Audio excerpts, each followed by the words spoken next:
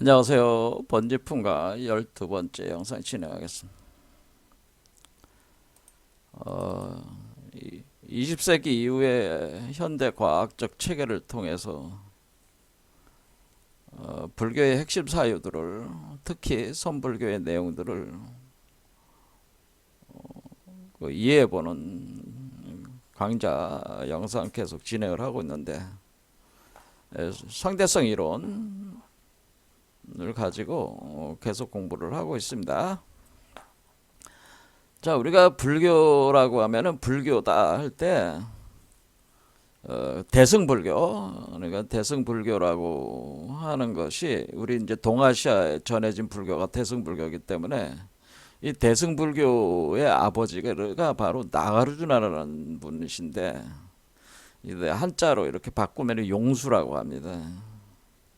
근데 이 나가르주나 용수라는 분이 그 2세기경에 보면 한 150년 정도에서 250년 사이에 생몰하신 분이다. 태어나고 돌아가신 분인데, 이게 2세기 정도 되는 거죠. 2세기에서 3세기 이때 이제 활동하시던 분인데, 이분이 바로 어, 대승불교의 아버지라고 해가지고, 우리가 중국의 그 8대 종파라고 있습니다. 그 불교의 8대 종파가 다 나가라주나라를 종조로 이렇게 추앙을 하고 있는 분이 추앙을 하고 있다, 그런 얘기죠. 그래서 제2의 석가모니로도 불린다.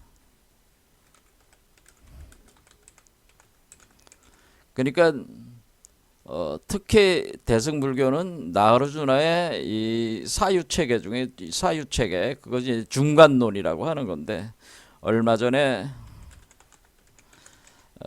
작년 하반기인가요? 김성철 교수라는 분이 이제 돌아가셨는데, 우리 한국에서 중간 사상의 대가였죠. 그래서 많은 분들이 좀 상당히 그 비통해 하셨습니다만은, 굉장히 그 학자로서 수행자로서 수준이 높으셨던 분이죠.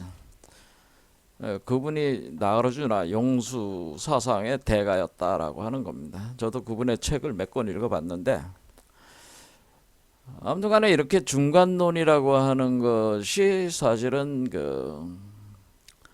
어, 불교 사상의 핵심 사상이기 때문에 현대 과학적 이론을 가지고 일단은 중간론을 먼저 이해해보는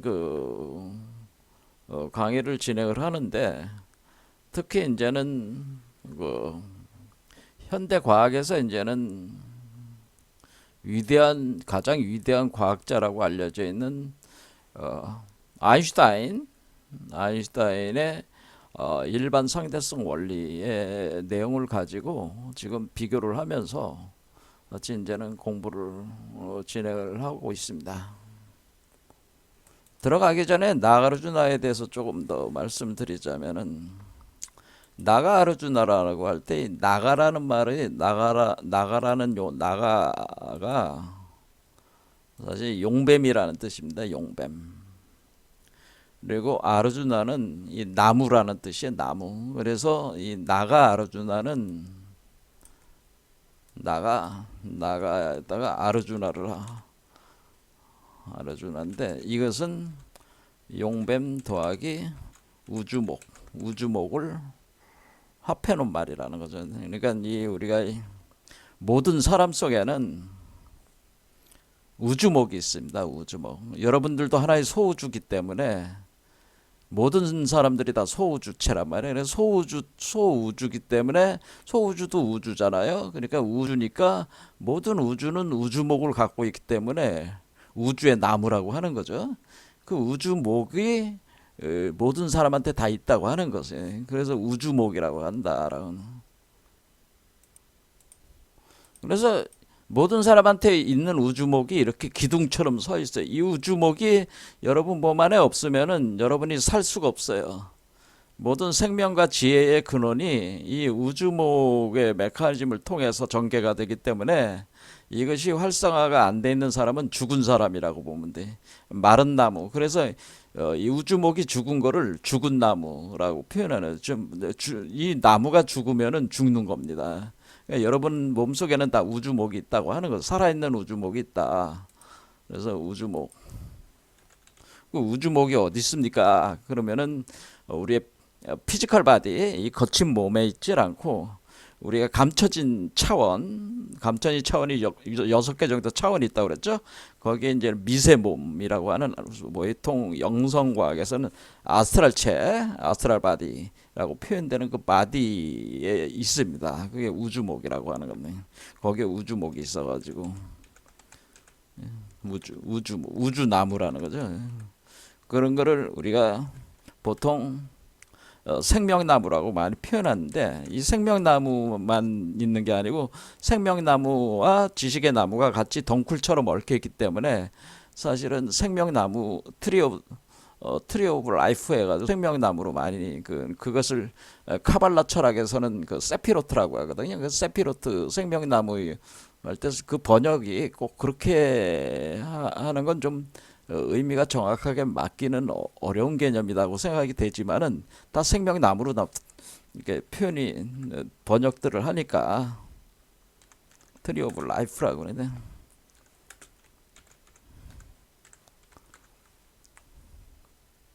그리고 요 나무를 가리켜서 이게 나무가 이걸 세계수라고 하는데, 여러분이 하나의 우주 세계라고 하듯이 세계수.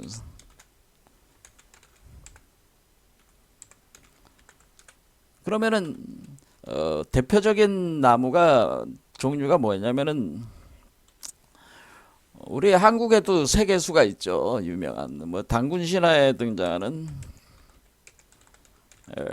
박달나무 있잖아요. 당군 신화의 박달나무가 바로 우리 한민족 사유책에서 등장하는 세계수입니다. 우주목이라고 하는 거죠. 그러니까 우리 몸속엔 다 우리 한국의 신화 체계로 보면은 우리 몸속에는 당군의 자손들 몸 안에는 다 박달나무가 우주목으로 세계수로 뿌리를 내리고 가지와 잎을 하고 꽃이 피고 열매를 맺는 그 나무가 이렇게 있는 겁니다.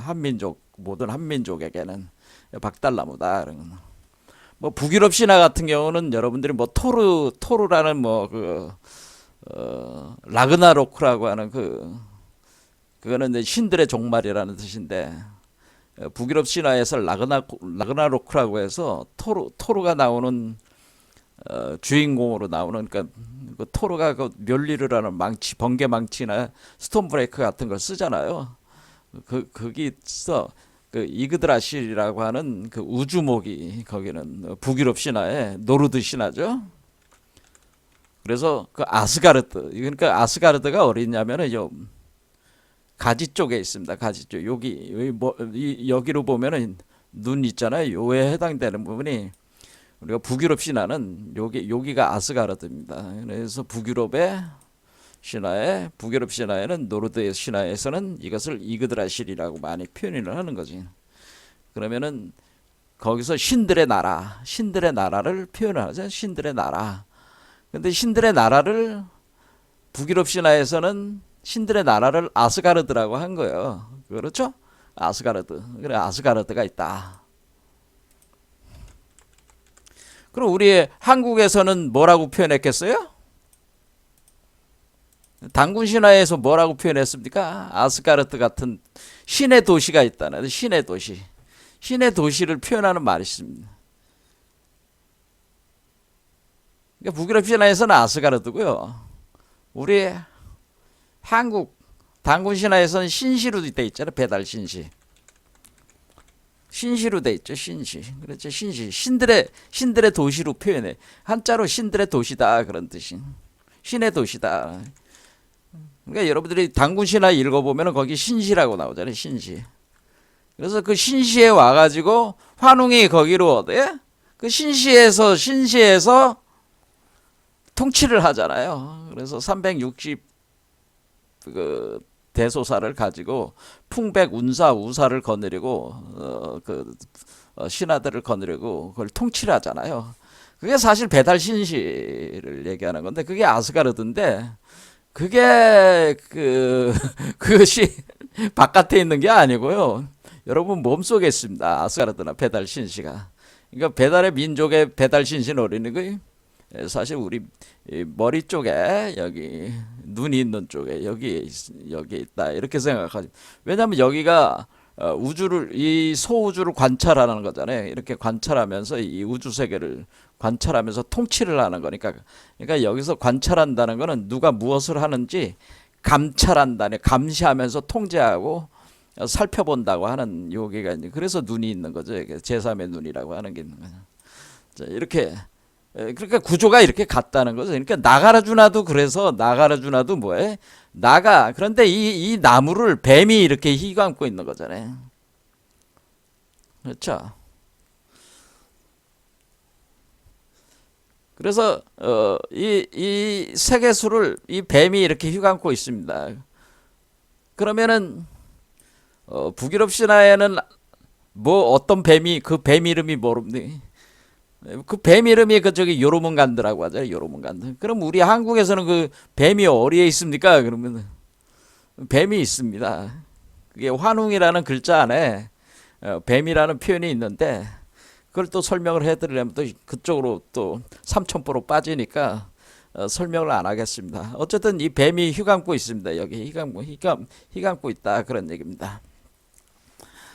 그래서 나가라주나라는 사람은 이 사람은 지금 어떤 양반이냐면은 결국에는 이런 상태가 활성화가 돼서 돌아가고 있는 거기 때문에 이 양반이 여기 이 양반의 그저 그림을 보면 이렇게 지금 뱀이 지금 7마리가 이렇게 있잖아요. 그러니까 7개 차크라를 뜻하는 거죠. 7개 차크라.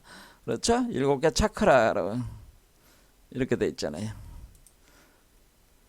그다음에 그래서 나가 용뱀과 아르주나 우주목 그런 성경에는 어떻게 돼요? 성경 바이블에도 똑같이 나요. 바이블에는 생명나무 아까 생명나무를 에덴 동산 중심에 뭐로 돼 있냐면은 바이블에 보면은 바이블이 그런 것도 잘 돼 있으니까 에덴 동산 중심에 에덴 동산 중앙에 에덴 동산 중앙에 뭐 있냐면은 생명나무라고 해서 생명나무와 그리고 어떤 나무가 같이 있었다고 그러더니 선악을 알게 하는 지식의 나무라. 선악을 알게 하는 지식의 나무 이렇게 있다. 두 나무가 있었다 할 때 그 두 나무가 따로따로 이렇게 에덴 동산 중앙을 같이 차지하고 있으니까 뿌리가 같아요. 두 나무가. 그래서 서로 이렇게 덩굴처럼 얽혀 있는 거예요. 그래서 선악을 알게 하는 지식의 나무와 생명나무는 덩굴처럼 서로 얽혀 있어가지고 그 자체가 마치 하나의 나무처럼 그러니까 이렇게 두 개 음양으로 두 개가 얽혀 있어서 지혜는 남성적인 거고 생명은 여성적인 거니까 지식의 나무는 남성적인 아담이고 생명나무는 여성적인 걸 얘기를 하는 거죠. 그런 표현을 하는 거죠. 그러니까 지식의 나무를 타고 뱀이 올라오지 않습니까? 그래서 선악과를 먹게끔 이브를 유혹하지 않습니까? 그래서 유혹을 해가지고 선악과를 먹어가지고 뭐 인류가 이렇게 됐다. 뭐 이것이 이제는 기독교의 그 원죄론이죠. 그러니까 그게 이제는 그 다 신화적인 어떤 그런 메타포가 있으면서 어떤 그 상당히 심오한 어떤 이치를 표현해 주는 건데 뭐 오늘 뭐 그 제 다른 강의를 보면은 그런 거에 대해서 상세히 다 설명해 놨으니까 참고를 하셔서 보시면 돼요. 어쨌든 이 용수라는 분도 이 메커니즘을 통해서 이 사람도 득도를 했다 이렇게 보면 되는 거죠. 이 나가라주나 용수라는 분도 이 용이 뱀이잖아요. 용뱀. 그다음에 나무, 우주목, 세계수. 그래서 이렇게 올라와서 뱀이 이렇게 등 척추뼈가 척추가 일종의 차크라들이 이렇게 나와 있는 연결돼서 나와 있는 중맥 개념으로 해가지고 이렇게 설명을 하는 거니까 이렇게 이제 7마리 뱀으로 7개 차크라를 표현한 거다. 그러니까 이렇게 7차크라 개념으로 해서 이렇게 구성을 한 거기 때문에 나가르주나라는 양반도 이게 그림을 도상을 보면은 이 메커니즘을 통해 가지고 이게 득도를 하신 분이구나. 이분이 이 메커니즘을 통해서 뭘 했다는 거예요? 성불했다는 거예요. 성불. 이 양반도 그러니까 성불을 하셨다. 제가 자꾸 이 양반 저 양반 그러는 건 뭐냐면은 너무 그런 분들을 우리가 석가모니나 뭐 이런 나가르주나 아주 위대하신 분들이지만은 그렇다고 해서 너무 높게 보지 마라 그런 얘기입니다. 왜냐하면 여러분 자신도 다 그 똑같은 능력을 가지고 있으니까 너무 그런 분들에 대해서 뭐 기죽을 필요가 없다는 측면에서 이 양반 저 양반 제가 이런 말 쓰는 겁니다. 의도적으로 쓴다고 생각하시면 돼요. 의도적으로. 왜? 여러분들 그분들에 비해서 못하질 않아요. 여러분들 다 부처예요. 근본적으로. 자, 그런 얘기죠. 불교적으로는. 자, 그래서 이 나가주나라는 분은 자기가 이제 저서를 남기셨어요. 그래서 대지도론이다 뭐 이런 책들은 뭐냐면은 대지도론이다 하는 거는 사실은 그게 바냐바라밀다를 한자로 번역한 게 대지도라는 뜻이거든요. 그러니까 바냐바라밀다에 관련된 책을 하고 그다음에 중론 뭐 이런 거를 쓰신 거죠. 그다음에 그 제자에서 뛰어난 사람들도 나오고 그래가지고 이분의 철학 체계를 거의 이제 중간 사상이라고 이렇게 보는 거죠. 근데 여기서 지금 우리가 그 아인슈타인의 일반 상대성 원리를 가지고 지금 계속 설명을 하고 있는데 이 지금 아인슈타인의 상대성 원리와 나그라주나의 철학이 상당한 그 정합성이 있기 때문에 지금 하고 있는 겁니다, 사실은. 자, 그러면은 지난 영상에 이어서 또 이제 계속 이 아인슈타인의 상대성 원리를 가지고 불교 철학을 다시 한번 또 계속 나가르주나 이거 연관돼 가지고 한번 탐구를 같이 해보도록 하겠습니다. 자, 나가르주나 철학의 제일 중요한 그 핵심적인 개념은 공성연기론입니다. 예. 공성연기 그냥 외워버리면 됩니다. 공성연기. 그럴 때 여기 공을 빌공자에다가 성은 뭐냐면 허령성광이라고 그래서 이게 빛의 요소입니다. 그러니까 우리가 아인슈타인의 상대성 원리, 일반 상대성 원리를 보면은 이 공은 중력의 요소를 중력, 그러니까 중력장과 관련된 것이고, 그 다음에 성은 바로 빛에 대한 거죠. 그러니까 빛에 대한 거는 어떤 방정식을 쓴다 그랬어요? 맥스웰의 전자기 방정식. 맥스웰의 전자기 방정식이 세트로 돼 있는데 그 맥스웰 전자기 방정식을 그러니까 빛 자체가 전자기란 말이에요. 전자기 파란 말이에요. 빛 자체가 그러니까 빛은 전자기 파다. 그러니까 과학적으로 보면은 빛은 전자기 파다. 전자기파입니다. 그러니까 그러면 이 전자기파는 전자기장의 시공간을 통해서 이동하는 게 전자기파니까 이 전자기장에 대한 그 방정식 체계, 이론 체계, 그 물리학 체계는 맥스웰의 전자기 방정식에 아주 잘 표현이 돼 있어요. 이분이 그러니까 미적분학적인 어떤 수학적 그런 틀을 가지고 그것을 방정식을 구성을 해놨다. 뭐 이렇게 이해하셔도 됩니다. 그래서 맥스웰 전자기 방정식. 자, 맥스웰 전자기 방정식이 이렇게 생겼습니다. 이렇게 네 개로 돼 있다. 네 개. 그런데 하나는 미분형, 하나는 적분형 이렇게 구분돼 있는데 아무튼 이게 네 개죠. 네 개, 네 종류로 돼 있는 거죠. 이렇게 이게 이제 맥스웰 이게 그냥 이게 뭐 이거 알 필요는 없고 이렇게 방정식으로 이렇게 표현하는 거구나. 이렇게만 알면 되는 거죠. 이게 수학적으로 이미 이렇게 다 틀이 잡혀 있구나. 이게 빛에 대한 이론이라는 거죠. 빛. 그런 거죠. 그러니까 우리가 이 빛에 대한 그런데 공성 연기에서 우리가 이제는 어떤 깨달음이라고 하는 것은 어떤 명공이려 상태라고 제가 얘기했잖아요. 명공이려 상태가 깨달음의 상태에서 명공이려가 일어나는데, 명공이려라는 건, 명이라는 건 밝은 빛을 뜻하는 거다. 빛이 들어와서 아주 밝아진 상태고, 공이라는 건 말 그대로 빌공자니까 이건 중력적 요소라는 거죠. 여러분들이 빌공하면은 비면은 중력이 작용을 하죠. 어떻게 보면은 여러분들이 그 뭐 비행기를 타고 가다가 뭐 그런 비유를 해서 좀 그렇지만은, 그러니까 이게 구멍이 하나 뚫리면은 압력이 높은 데서 낮은 쪽으로 그냥 순식간에 빨려 나가잖아요. 그러니까 그렇게 뭔가 비어 있으니까 압력이 낮은 거거든요. 그러니까 압력이 높은 것보다 더 비어 있다라는 개념이죠. 물질이 차 있질 않은 상태 표현해 주다. 그리고 그쪽으로 빠져나가는, 이와 같이 자동적으로 중력이 작용을 하게 돼 있다고 하는 거죠. 이게 명공이려다라고.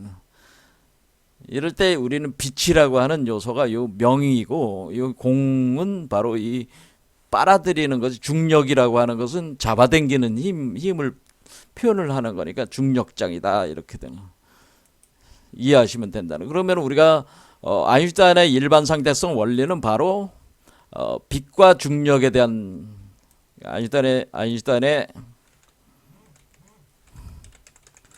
일반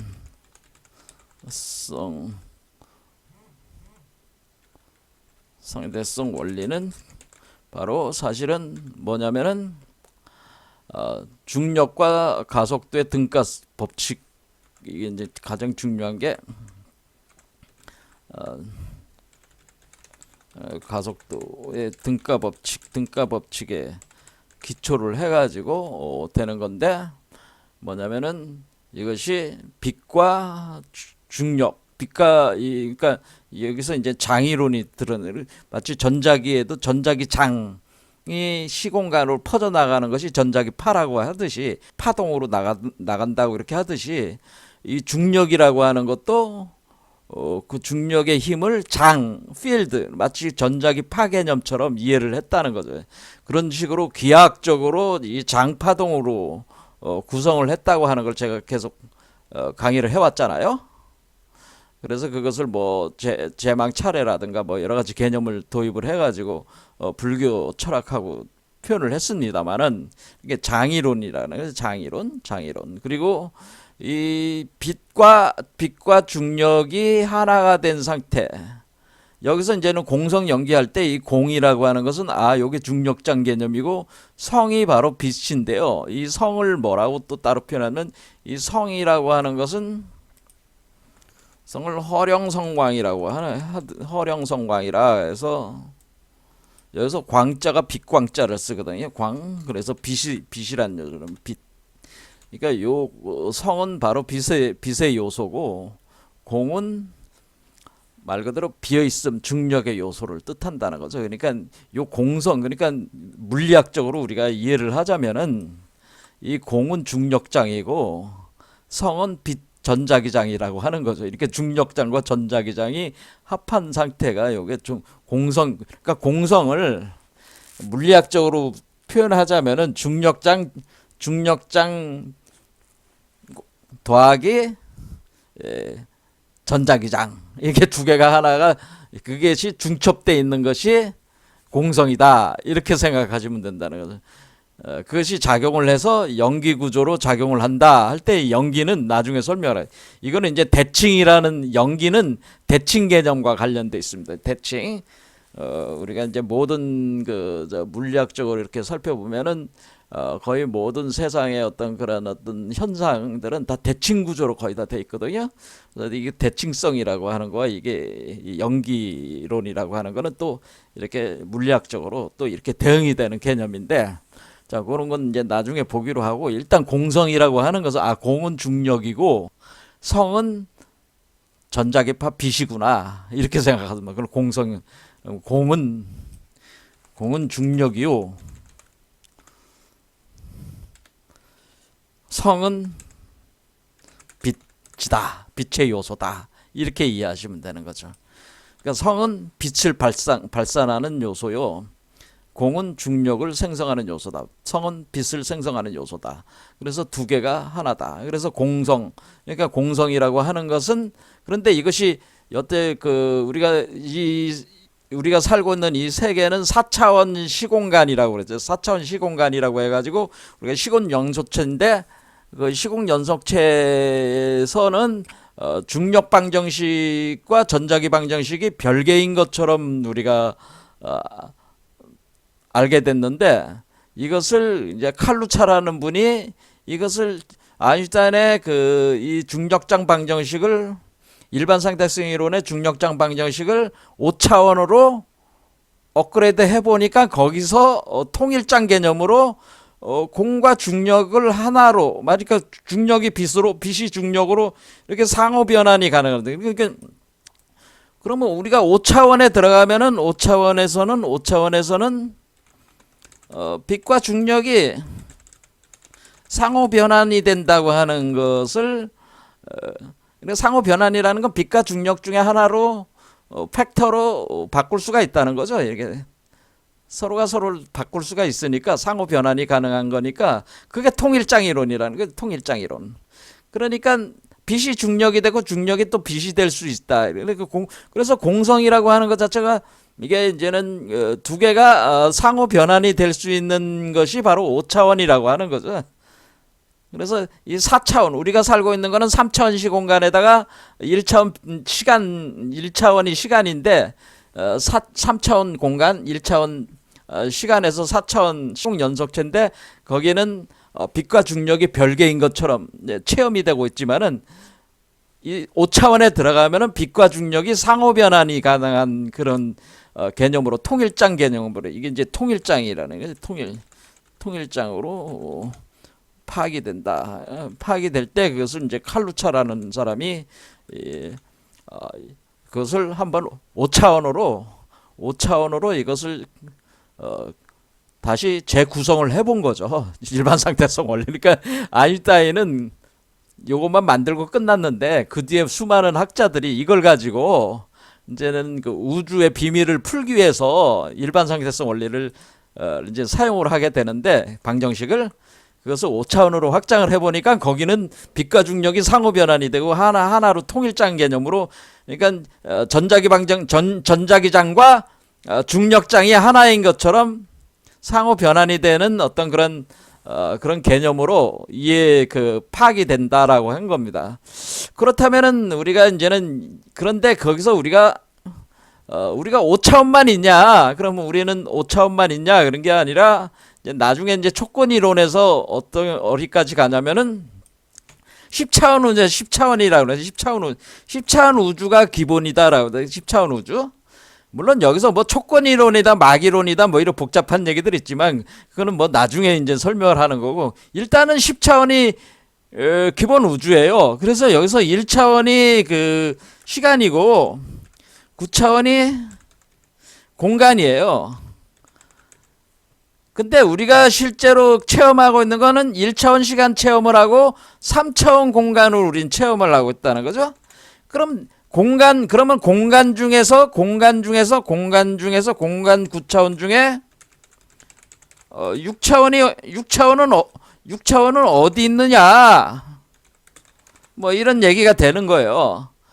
왜냐면은 1차원 시간과 3차원 공간에서 우리가 4차원 시공 연속체가 돼서 요 4차원 그러면은 우리가 이 칼루차라는 사람이 그러면 뭐 어디서 이걸 했다는 건, 5차원이라는 얘기, 칼루차가 5차원이라는 얘기는, 칼루차 5차원은 시간 1차원에다가 공간 4차원이 되는 거잖아요. 그렇죠? 공간이 3차원이 아니라 4차원으로 본 거지. 여러분들은 공간을 4차원을 상상할 수가 없단 말이에요. 그러니까 인간의 우리가 중생이 살고 있는 이 현상계, 마야 현상계라고 하는 거. 그러니까 우리가 불교에서 얘기하는 이 마야 환상계, 우리가 체험하고 있는 이 시간성 속에 이렇게 갇혀있는, 시공간 속에 갇혀있는 삶에서는 이 4차원 이상을 몸으로 이 육체로 체험할 수가 없단 말이에요. 피지컬 바디로는. 근데 피지컬 바디를 넘어서 미세 몸에 있어서 감춰진 차원을 우리가 인식하게 해야 되는데 그것은 이 칼루차가 이 방정식으로 파악을 한 바로는 시간 1차원에다 공간 4차원으로 들어가 본 거죠. 이게 5차원이라. 그러니까 그러면 이 공간 4차원, 공간 5차원, 공간 6차원, 공간 7차원, 공간 8차원, 공간 9차원까지 확대가 되지 않겠어요? 그러니까 이제 5차원까지 가보니까 5차원에선 빛과 중력이 상호 변환이 되는구나. 이거는 알았어. 그러면은 공간이 그러면은 5차원이 되고, 그러니까 시간은 1차원은 고정으로 있으니까 공간이 5차원이 되고 6차원이 되고 7차원이 될 때마다 이제는 무슨 강력과 양력 그런 새로운 힘들이 다시 통합이 돼 나가는 그런 것이 있는데, 그거는 칼루차 체계에서는 그것이 불가능하고 촉군 이론으로 그것이 이제는 해결이 났다고 하는 거죠, 나중에. 자, 어쨌든 간에 지금은 우리가 공성 연기라고 하는 그 개념으로 볼 때는 결국에는 공은 중력장이고 성은 빛의 장으로서 전자기장으로 보면은 우리가 충분히 5차원만으로도, 칼루차 5차원만으로도 이거는 이해가 될 수 있는 개념이라고 하는 거죠. 무슨 말씀인지 아시겠죠? 그래서 칼루차 5차원에 그러면 우리가 중력이라든가 우리가 빛과 중력이 어디서 발동을 하고 있다고 하는 거냐면은 사실은 5차원에서 시작이 되고 있다고 하는 거예요. 사실 5차원의 중력과 빛이 이 5차원의 중력과 빛이 4차원으로 투영이 돼 가지고 이 투영이 된 이 세계, 이 투영된 이 세계에서 살고 있다고 하는 겁니다. 그러니까 한 차원이 적은 차원, 그러니까 살고 있다고 하는 거예요. 5차원보다 한 차원이 적은 4차원에 우리가 살고 있다. 이것이 뭐하고 비슷하냐면 일종의 홀로그램하고 비슷하다는 거예요. 그러니까 여러분들이 이제는 영화관에서 이렇게 영화를 볼 때 스크린을 볼 때 스크린은 2차원이잖아요. 근데 그게 이제 3차원으로, 원래 3차원에 있는 거를 촬영을 해서 2차원으로 띄운 거 아니에요. 이와 같이 이렇게 어떤 그 스크린으로 띄울 때 실제적인 그 모습을 촬영을 해서 스크린으로 띄울 때 차원이 하나 줄어들었잖아. 이렇게 두 개의 관계를 홀로그램 관계라고 하는 겁니다. 그러니까 그러면 우리가 3차원과 2차원은 서로 홀로그램 관계라는 거예요. 3차원과 그러니까 우리가 3차원은 우리가 스크린이고 2차원이 스크린이고 영화를 볼 때 2차원은 스크린이고 3차원은 우리 촬영된 대상들이 촬영 대상으로서 촬영 대상들로서 촬영된 것들은 원래 3차원으로 있는 걸 촬영한 거 아니에요. 근데 그 스크린으로 할 때는 2차원으로 비추는 거 아니. 이와 같이 두 개는 그러니까 이것이 홀로그램 개념이란 말이에요. 이렇게 그럼 2차원을 다시 3차원으로 다시 돌릴 수도 있죠. 왜냐하면 이게 정보가 이렇게 왔다 갔다 한단 말이에요. 이렇게 보낼 수도 있고 이렇게 역으로 갈 수도 있고.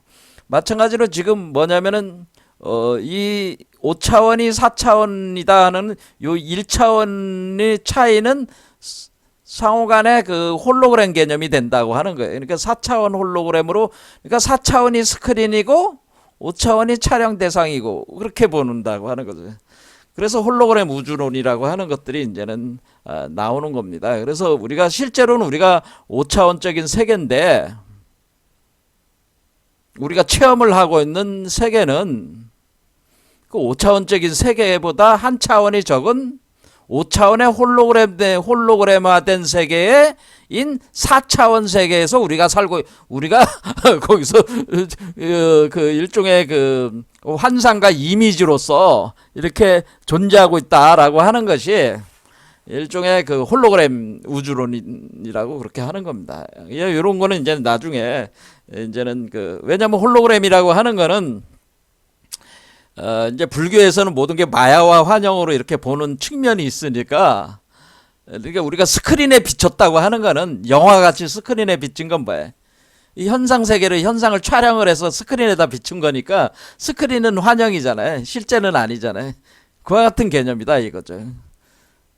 이런 관계가 홀로그램 관계다. 그러니까 홀로그램으로 마야라는 개념을 이해할 수가 있는데 한참 적은 세계에 투영된 거래. 그럼 5차원은 진실한 것이고 4차원은 그것에 대한 투영된 스크린이다.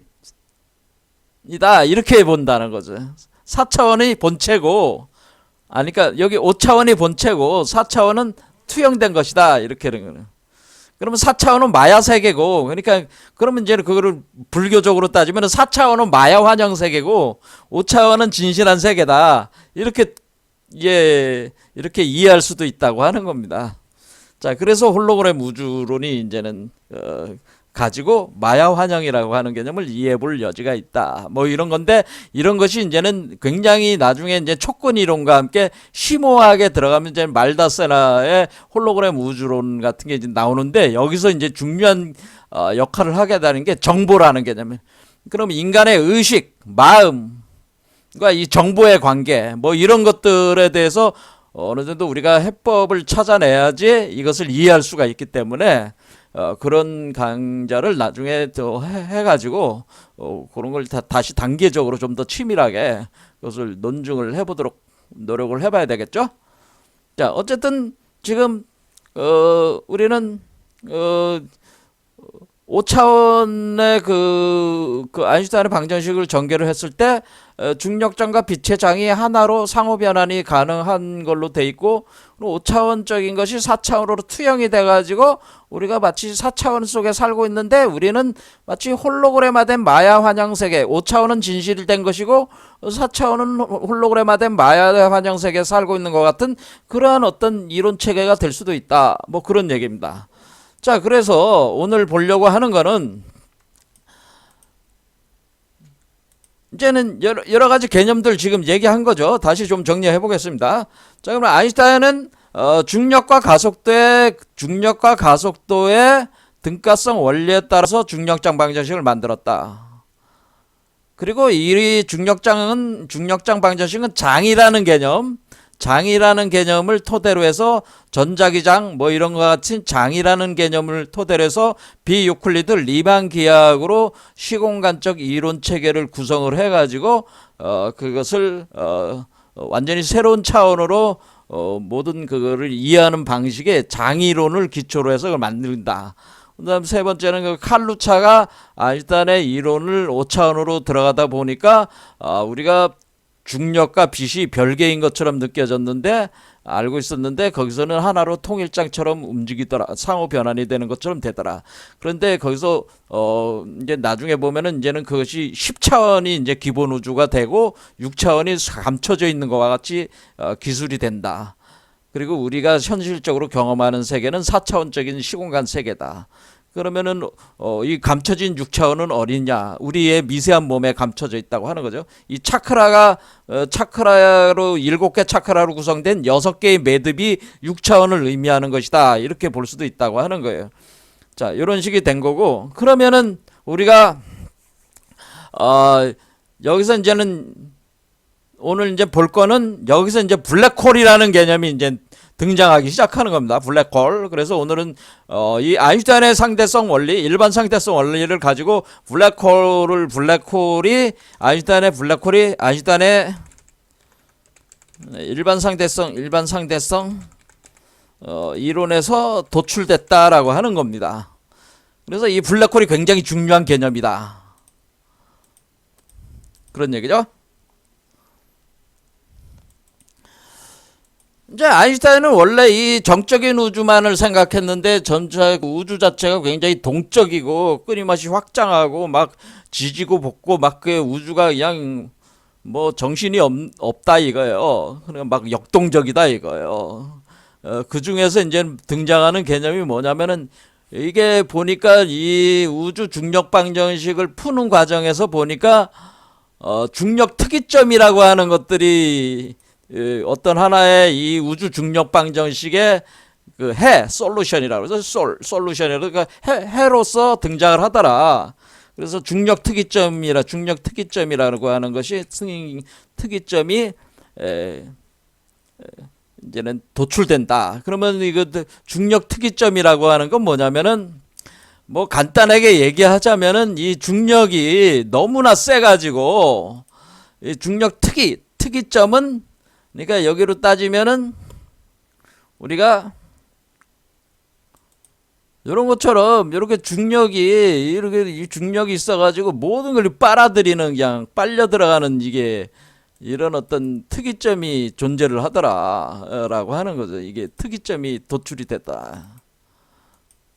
이렇게 회전하면서 소용돌이 치는, 그러니까 처음에는 소용돌이 치는 걸로 나오질 않았고 그냥 이렇게 그냥 블랙홀 이런 걸 블랙홀이라고 하는 거예요. 이렇게 이제 검은 구멍이 있는데 그 구멍 속으로 모든 걸 다 빨아들이는 검은 구멍이 생기더라. 이 블랙홀이라는 개념은 원래 이제 나중에 이제 존 아치버트 휠러라는 분이 이름을 붙인 건데 아무튼 그분이 발견한 건 아니고 이해를 발견한 건 아니고 이름을 그분이 붙인 겁니다.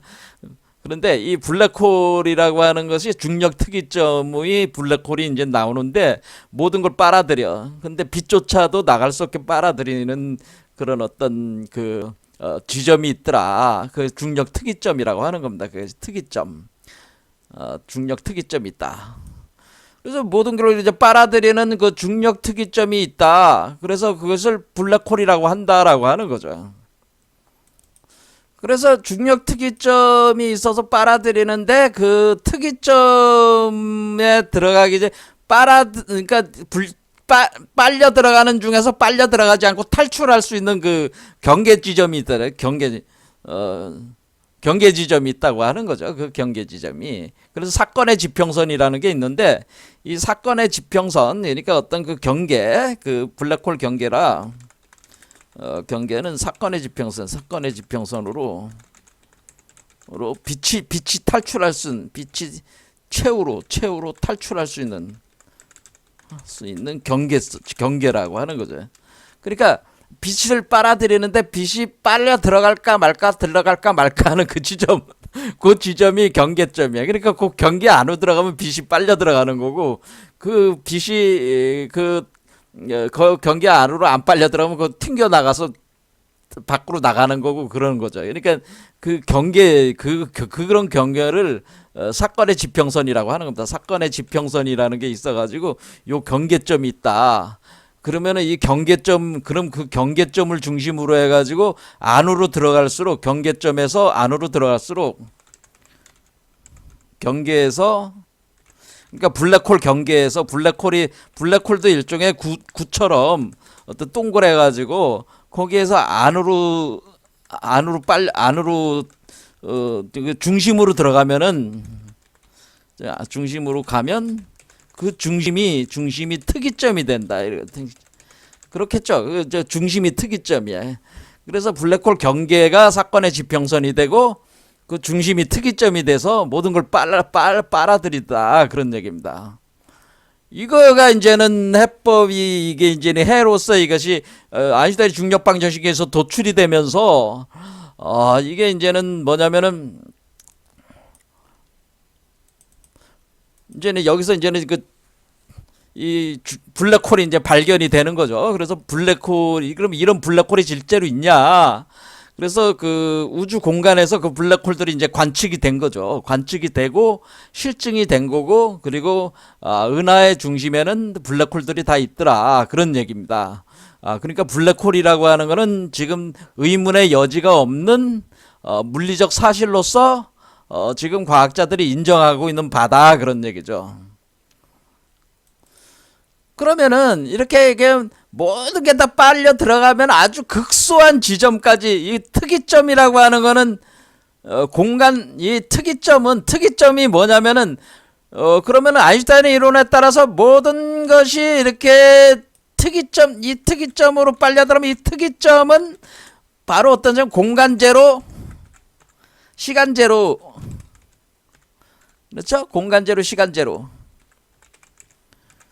그러니까 이론적으로는 그런 거죠. 그러니까 우리가 공간도 뭐 거의 제로, 그렇죠? 빨려 들어가서 하나가 돼 버리니까 근데 시간도 제로, 시간도 더 이상 시간이 없는 거야. 그러니까 이 시공간 자체가 압축이 돼가지고 거기에 응축이 돼가지고, 그러니까 우리가 지금 우리가 현대 과학에서 들어와서 큰 변화가 일어나는 게 뭐라고 그랬어요? 이 시공간에 대한 개념이 어떤 절대 공간, 절대 시간으로서 존재하는 게 아니라 시공간 자체가 원래 창조되는 개념이다라고 하는 거가, 그러니까 상대적으로 창조되는 개념으로 우리가 다시 재인식하게 되었다고 하는 것이 큰 전환이었잖아요. 마찬가지로 여기는 그 블랙홀에서도 어떤 특이점에서는 시간이 흐르지 않아. 더 이상 공간도 없어지는 지점이죠. 공간도 없어져요. 모든 게 다 빨려 들어가. 뭐 그런 게요.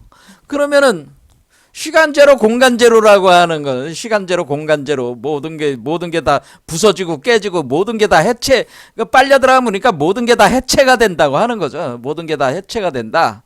그러면은 이 상태는 뭐예요? 이게 카오스 상태죠. 카오스.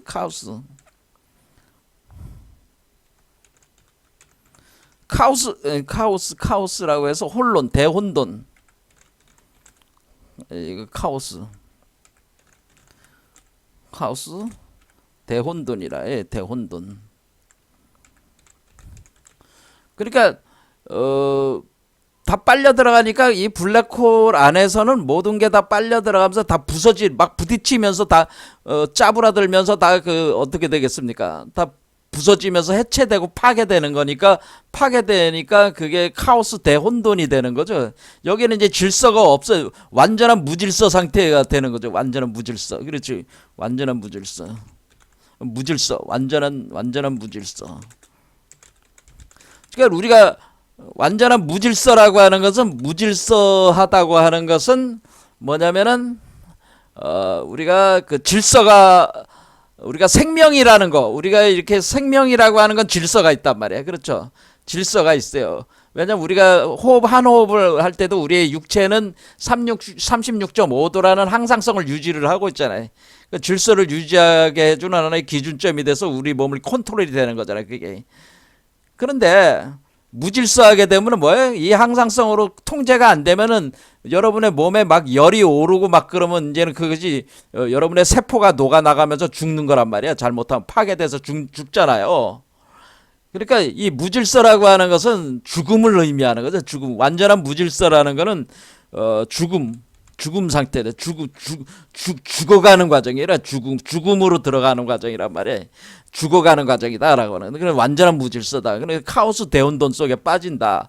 이런 완전한 무질서, 이 죽음의 상태를 뭐라고, 이런 무질서 상태를 엔트로피가 최대화되는 거예요. 엔트로피가 증가한다고 하는 것은 무질서가 증가한다고 하는 거예요. 무질서가 증가한다고 할 때 우리가 이 비생명 물질 세계는 이 엔트로피 증가 방향으로 우리가 시간이라고 하는 게 뭡니까? 이렇게 이제 우리가 얘기할 때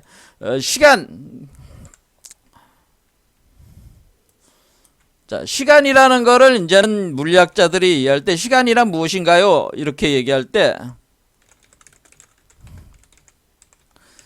대개는 어떻게 하냐면은, 시간이라고 하는 것은 우리가 엔트로피, 시간의 방향성은 어떻게 되는 건가요? 이렇게 하면은 엔트로피가 증가하는 방향이 시간의 방향입니다. 이렇게 얘기를 한다면, 이 시간 흐름 방향이라고 물리학자들은 얘기한다. 왜? 우리가 시간이 흘러간다고 하는 것은, 여러분들이 이제 뭐 오늘 청소를 했어요. 아침에 청소를 해가지고 뭐 아마대로 여러분들이 뭐 물건 뭐 컵을 놔야 될 때 뭐 마우스 놓고 뭐 모니터 놓고 뭐 이렇게 여러 가지 자기 주변에 있는 그런 것들을 차곡차곡 이렇게 정리정돈을 해 놓잖아요. 그렇죠? 그럼 그거는 질서가 딱 잡힌 상태잖아. 그렇죠? 질서가 딱 잡힌 상태야. 그런데 시간이 흐를수록 어떻게 돼요? 점점 무질서가 되잖아요.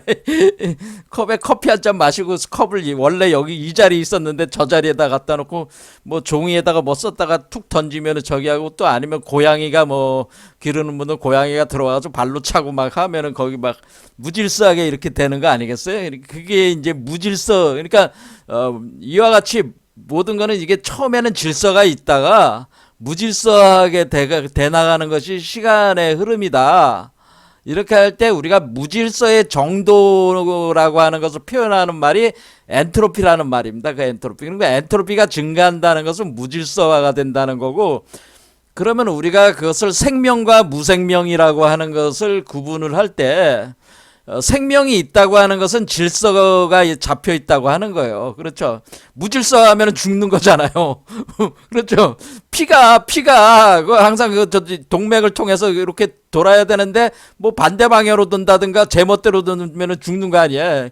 그러니까 이게 질서 구조가 그 진행이 흩어지면서 늙는다고 하는 건 뭐 이게 그 생명 구조가 가지고 있는 본래의 그 질서 구조가 점점 시간이 흐를수록 무너지는 거죠. 그 구조 자체가 무너지면서 무질서화가 되는 게 이것이, 그래서 우리가 시간의 방향성을 얘기할 때 우리가 무질서다 이렇게는. 그럼 이것을 우리가 그러면 이거를 다시 생명의 방향, 우리가 다시 생명을 유지하려면 어때? 시간을 다시 거꾸로 돌려가지고 다시 돌려야 되는데, 그럼 뭐를 해야 돼요? 그러니까 여러분들이 물건들이 다 이렇게 무질서화가 됐단 말이야. 그럼 또 다음날 아침에 일어나서 또 청소라는 걸 할 거 아니야. 청소, 오더, 그 질서를 만들어야 되나 다시. 자, 이렇게 하면은 또 무질서화가 돼. 그럼 또 다시 청소해서 질서를 만들어놔.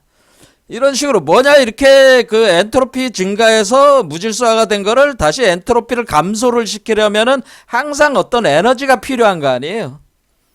그렇죠. 이게 우리가 엔트로피 감소는 생명의 방향이라고 하는, 엔트로피 감소하는 거는 생명 현상이라고 하는, 생명이라고 하는 것은 엔트로피를 감소해서 무질서를 없애고 질서를 고도화시키려고 하는 것이 생명 현상의 본질이고, 이 무질서화를 늘려서 생명을 죽이려고 하는 것은 엔트로피의 증가 방향인데, 우리가 엔트로피를 감소를 시키려면 끊임없이 그 뭔가 에너지를 취해가지고 질서가 유지되게끔 아니면 고도화시키게끔 만들어야 되기 때문에, 이와 같이 엔트로피 감소 방향으로 우리가 움직여 나갈 때는 어떤 에너지가 필요하다는 거예요.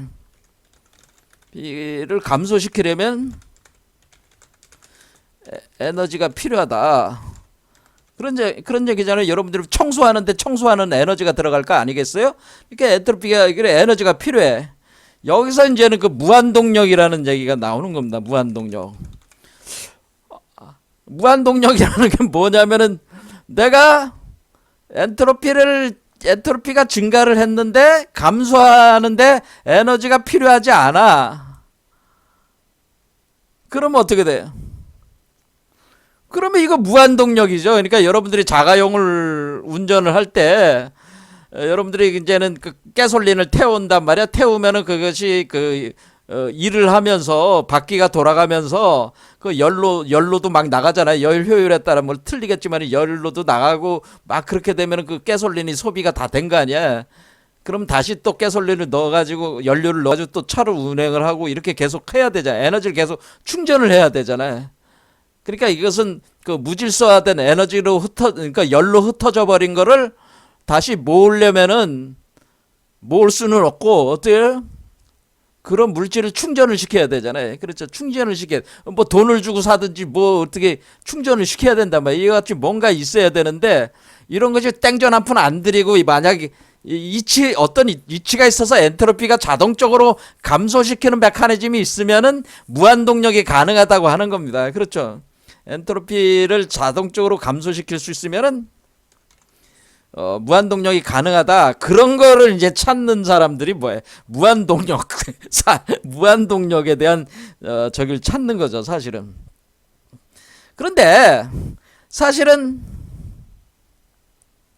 잘 생각해 보면은 어떻게 보면은 우리가 그 제일 그 법신이라고 하는 것은 무한동력자거든. 이게 무한동력자. 이게 무한동력자란 말이에요. 이 존재가. 이게 물리학적으로는 무한동력자야. 이 존재가 우주를 전개를 하면은 에너지가 그러니까 엔트로피가 증가하면서 에너지가 흩어져 나가면서 무질서화가 되면서 흩어져. 그러면 생명을 다시 돌리려면은 그러니까 윤회 환생을 시키려면 어때? 다시 윤회 환생하기 위한 에너지를 퍼올려 가지고 다시 돌려야 된다. 그러니까 이렇게 내려가는 것은 에너지가 내려가는 거고, 이렇게 올라가는 것은 에너지를 다시 축적해서 그러니까 밑으로 내려가는 것은 생명이 파괴가 되는 과정이고, 이것은 생명을 다시 재창조하는 과정이란 말이에요, 이게. 상승하는 거는. 그러니까, 그러면은 이것이 자동적으로 일어난다고 하는 겁니다. 그러니까 이것은 상당히 무한동력자 개념하고 비슷하게 된다, 이게. 그런데 현대 과학에서는 아직까지 요 메커니즘까지는 못 갔다, 그 얘기입니다, 제 말씀은. 이해가 되시죠? 그래서 엔트로피에 대해서는 나중에 한번 더 설명을 하겠습니다. 어쨌든 지금 우리가 그 시간의 방향성이라고 하는 것이, 이게 이제는 엔트로피가 증가하는 방향으로 가고, 그건 완전한 무질서 죽음으로 가는데, 그 대표적인 그 형태 자체가 그 죽이는, 그 우주를 죽이는, 그렇죠. 내가 이 우주란 말이에요. 내 우주 안에 블랙홀이 하나가 있다고 생각해 보세요.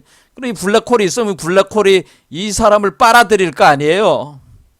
그렇죠. 내 우주 안에 블랙홀이 있다. 그럼 이 블랙홀이 이 우주를 먹어버린다, 그런 얘기입니다. 그러니까 이 블랙홀이 있다는 것은, 홀이 있는데 있다. 모든 사람 몸속에는 블랙홀이 있다, 그 얘기입니다. 블랙홀이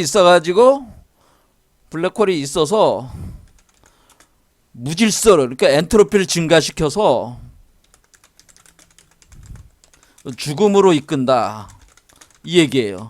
그러니까 여러분이 만약에 태어나서 생로병사하는 현상이 일어나는 것은, 왜 일어난다? 생로병사하는 현상은 엔트로피 증가하는 현상인데, 그것은 블랙홀이 있어서 그래요. 블랙홀이 있어서. 자, 생로병사하는 현상은 블랙홀이 있어서 그런 거죠. 왜냐면 블랙홀이 빨아들여 가지고 그러니까 계속 빨아들이는 거죠. 빨아들이면 들일수록 이게 무거워지니까 이 블랙홀이 더 강해지니까 계속 더 빠른 속도로 빨아들이기 시작하는 가속도가 붙어가지고, 그럼 여러분은 죽는 거야. 그러니까 블랙홀이 작용을 하면 죽는 거란 말이에요. 그러니까 블랙홀이 작용하면 죽는 거구나, 그런 얘기입니다. 그러면 아까 좀 전에 제가 얘기했듯이 그 블랙홀이 작용해서 내가 죽는다면은, 우리가 불교적으로는 다시 사는 거잖아. 환생한다고 얘기하잖아. 나 지금 환생하겠습니다. 환생하는 건 뭐예요? 생명 구조를 다시 만들어서 다시 태어나는 거 아니야. 그럼 뭔가 엔트로피를 다시 감소시켜가지고 생명으로 다시 재구조화 시켜야 될 거 아니야. 그러니까 지금 이것은 우리가 통상적으로 알고 있는 그 물리학에서 엔트로피 증가 방향으로 시간이 흐른다는 거와는 다르게 되니까 시간이 거꾸로 흘러야 되는 거야. 환생은 시간을 거꾸로 흘러가야 돼. 시간이 거꾸로 흐르는 반엔트로피, 엔트로피 감소라고 하는 거야. 이거를 이것이 바로 화이트홀이라고 하는 거예요. 화이트홀. 그럼 화이트홀이라고 하는 것은 시간을 거꾸로 흐르게 해가지고 엔트로피를 감소시켜서 생명으로 다시 재창조해가지고 윤회를 하게 한다는 거예요. 윤회하게 하는, 6도의 생명체들 중에 하나로 만들어가지고 윤회하게 만든다, 그런 얘기입니다. 그러면 요 블랙홀과 화이트홀 사이에 웜홀이라는 게 있다고 하는 거죠. 웜홀. 그래서 사실은 우리가 이제는 불교에서 우리가 이 생로병사 한다고 하는 것은 블랙홀이 작동해서 죽는 거고요. 그러니까 생로병사 한다는 것은 블랙홀, 웜홀, 화이트홀이 있어가지고 생로병사한다. 물리학적으로는 이렇게 볼 수가 있다는 거예요. 이해가 되시죠? 자, 그러면은 다음 시간에 다시 이 부분에 대해서 같이 공부했습니다. 여기 모든 중생에는, 모든 사람들 몸속에는 블랙홀, 웜홀, 화이트홀이 있습니다. 자기 파괴 과정이 있고 자기 재창조 과정이 여러분 몸 안에서 진행이 됩니다. 자, 오늘 여기까지 하겠습니다. 감사합니다.